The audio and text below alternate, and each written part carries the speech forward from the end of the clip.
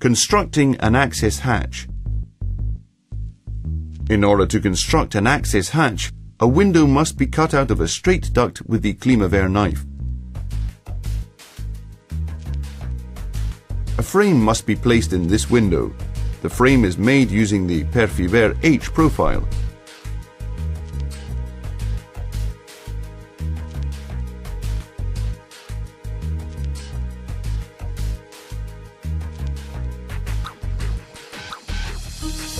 The hatch is closed with CLIMAVER and then fixed externally with tape on the access door to guarantee the air tightness of the door.